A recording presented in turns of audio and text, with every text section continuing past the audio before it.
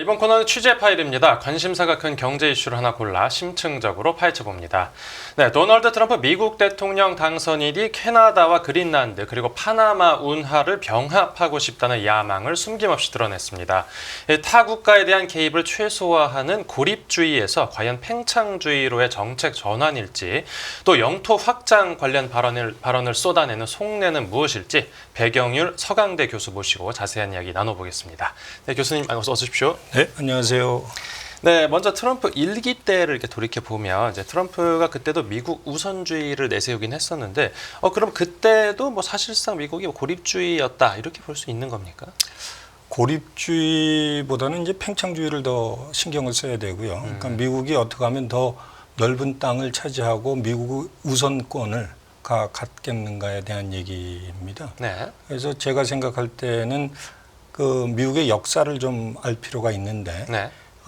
미국이 항상 젠틀맨은 아니었었습니다.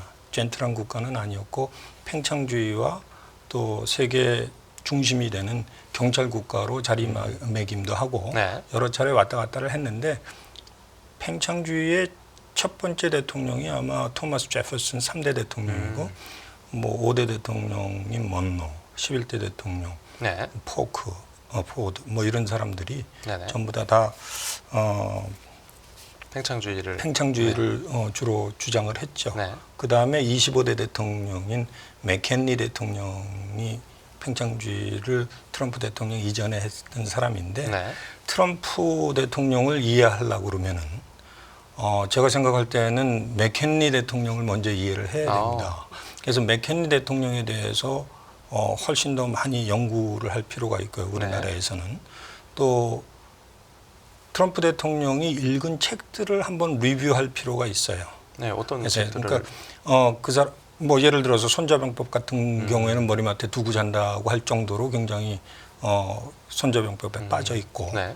또 그 25대 대통령 맥킨리 대통령에 대해서 무엇을 좋아하는지에 대해서 우리가 연구할 필요가 있는데, 네네. 그런 연구가 없이 그냥 단편적으로 팽창주의다 이렇게 얘기하기는 좀 힘들죠. 네네. 그러니까 우리가 실질적으로 미국을 이해하려고 그러면 그 모든 것들을 다 이해를 해야 되는데, 오늘은 그 뭐 아까 말씀하신 대로 파나마 운하하고 또 그린란드, 아까 캐나다 얘기 잠깐 하셨는데 다 일맥상통한 얘기들입니다. 사실 보면은. 네네. 파나마 얘기를 잠깐 먼저 해드리자면, 네. 파나마는 연대별로 이렇게 나눠서 얘기를 할 필요가 있는데요. 예. 1903년에 콜롬비아로부터 독립을 합니다.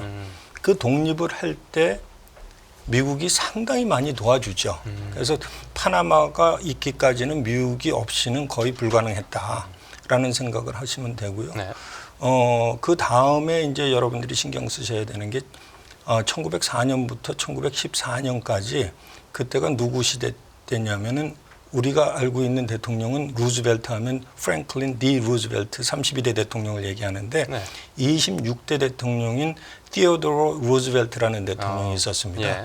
그 루즈벨트 때 파나마 운하가 완공이 됩니다. 그럼 파나마 운하는 언제 시작을 하느냐? 네. 그 바로 전에 프랑스가 파나마 운하를 건설하기 위해서 꽤 많은 돈을 투자를 하고 사람들이 많이 투여가 됐는데, 그때 네. 성공을 못하고 실패를 했습니다. 예. 그거를 티오도로 루즈벨트 대통령이 4천만 불을 주고 프랑스로부터 인수인계를 받습니다. 네. 그리고 4억 불에 대한 돈을 투자를 해서 공병대랑 민간이랑 같이 해서 간문식 운하를 뚫기 시작해서 성공을 합니다. 네. 그러니까 2014년도부터 시작해서 당연히 미국 돈이 들어갔고 미국 인력이 들어갔기 때문에, 네. 미국은 미국 거라고 얘기하는 게 당연하죠. 네. 근데 그게 언제부터 문제가 좀 생기느냐?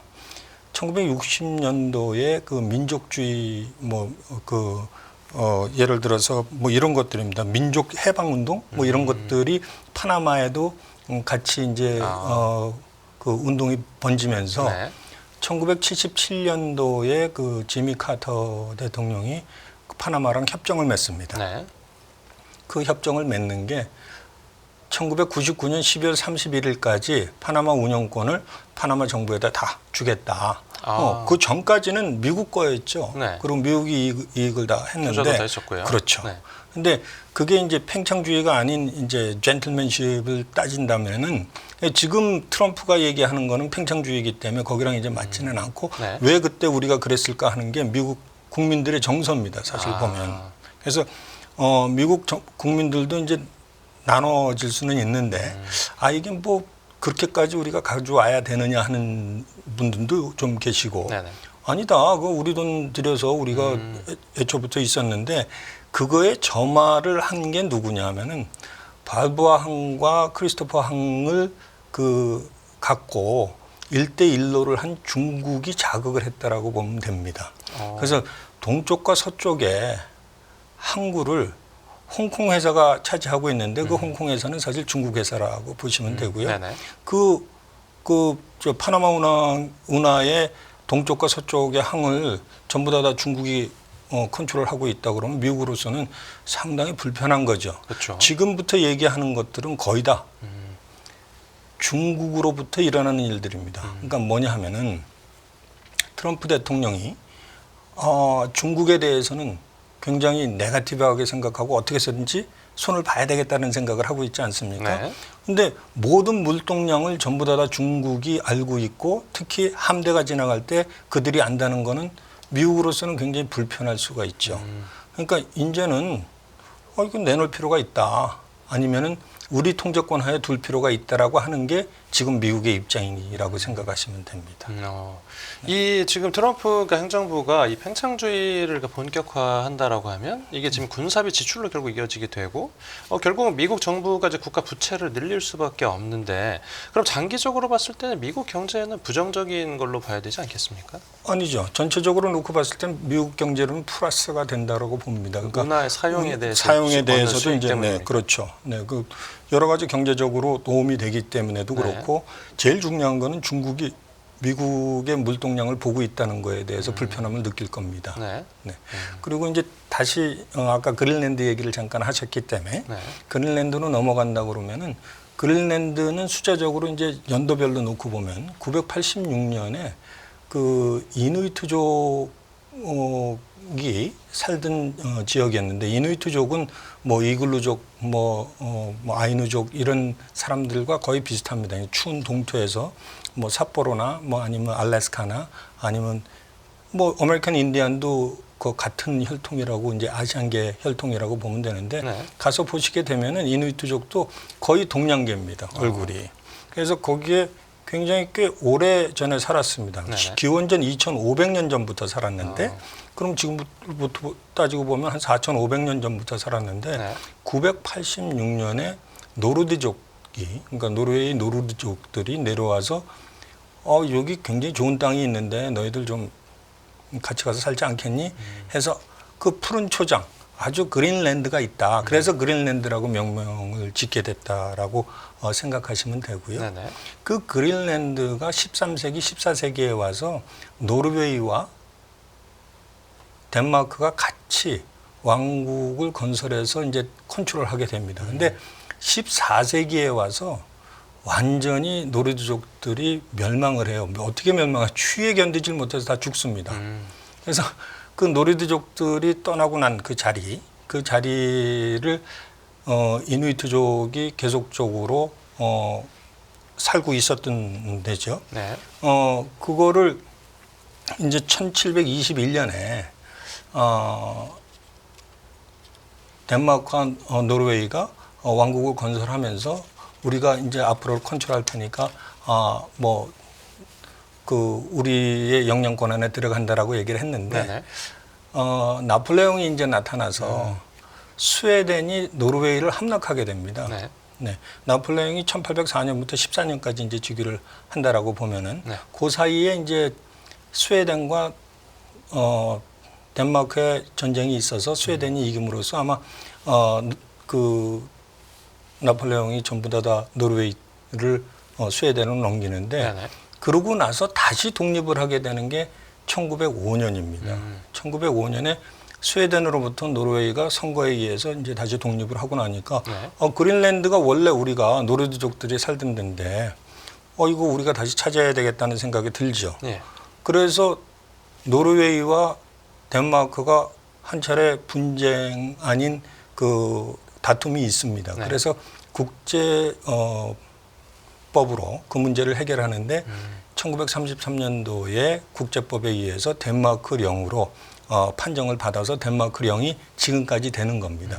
그런데 거기에다 대고 이제 트럼프 당선인이죠. 그러니까 1기 때부터 지금 또 2기 앞두고 있는 상황에서 또 그린란드에 대해서 어떤 영토 편입 그 관련 발언을 내놨는데 이러면 사실상 그럼 국제 질서 교란, 국제법 위반 아닙니까? 아니, 그래서 그걸 조금 더 아까 그 얘기해서 연장해서 말씀을 드리고 그 다음에 그 말씀을 드릴 텐데, 네. 제가 생각할 때는 그 1933년 이후에 그 노르드족들, 이누이트족들이 지속적으로 자기네들이 저 독립을 하겠다. 그리고 그러니까 이 동양피가 흐르는 데는 항상 그 독립에 대한 그게 강한지 네. 독립을 하겠다라고 해서 2008년도에 완전히 외교와 군사권 빼놓고는 거의 다 이누이트족들이 다 독립을 했습니다. 네네. 그 그린란드의 전체 인구를 놓고 보면은 89%가 이누이트족이고 한 10% 정도가 덴마크 사람들이라고 보시면 되는데 네. 거기에 지하 자원이 엄청나게 많습니다. 그래서 1인당 국민소득이 한 5만 7천 불 정도 됩니다. 네. 그 인구는 어느 정도 되느냐? 그대로 5만 7천 명입니다. 5만 7천 명 곱하기 5만 7천 하면 그 나라의 그로스 내셔널 프로덕이 이제 나오는 거죠. 예. 그 굉장히 잘 사는 나라예요. 그 잘 사는 이유는 뭐냐면 지하 자원 때문에 그렇고 그들이 걱정하는 거는 뭐냐면 군사 외교는 굉장히 걱정을 하는데 네. 미국이 볼 때에는 덴마크는 굉장히 멀리 떨어져 있는 나라고 네. 거기에 가장 가까이 있는 나라가 캐나다입니다. 예. 그 다음에 이제 미국이에요. 예. 그러니까 미국이 2차 세계대전이 끝나고 냉전 시대로 들어가면서 소련이 만약에 미사일을 쏜다고 그러면은 태평양이나 대서양으로 쏘는 게 아니라 네. 북극해를 통해서 쏘게 되거든요. 그게 최단거리이기 때문에 그래서 군사적 요충지로 사용할 수 있다라는 생각을 하게 되고 네. 그리고 이미 거기에 미군 기지가 있습니다. 그리고 미군 공군 그 비행장도 있고요. 그 미국이 생각하는 건 세 가지입니다. 첫째, 군사기지. 두 번째, 북극 항로. 네. 세 번째, 지하자원. 이렇게 되는 거거든요. 네네. 그거를 놓칠 리가 없죠.